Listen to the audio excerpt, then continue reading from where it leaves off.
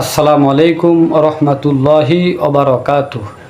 সম্মানিত দর্শক, কোনো কোনো নামাজিকে দেখা যায় মসজিদে এসে যখন সে দেখে ইমাম সাহেব শেষ বৈঠকে আছেন, তখন সে জামাতে শরিক না হয়ে নিজে নিজে আলাদা নামাজ পড়তে দাঁড়িয়ে যায় এবং সে মনে করে জামাত যেহেতু শেষ হয়ে গিয়েছে, ফলে এতে শরিক হয়ে কী লাভ হবে। সম্মানিত দর্শক, তার এই ধারণাটি ভুল এবং তার এই আমলটি ভুল।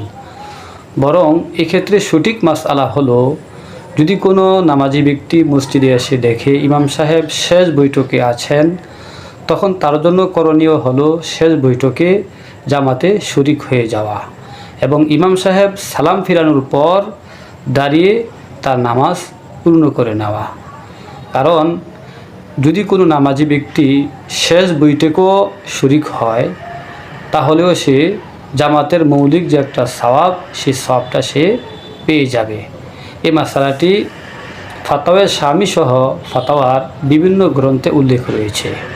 সম্মানিত দর্শক, যেহেতু আমাদের দেশের অনেক নামাজি ব্যক্তি জানে না যে শেষ বৈঠকে জামাতে শরিক হলেও জামাতের সওয়াব লাভ করা যাবে, ফলে তারা এই ভুলটা অনেক ক্ষেত্রে করে থাকে। সুতরাং আমরা মাসলাটি শেয়ার করে দিব, যাতে করে প্রতিটা মুসলমান জেনে সে মোতাবেক আমল করতে পারে। আসসালামু আলাইকুম ওয়া রাহমাতুল্লাহি ওয়া বারাকাতুহু।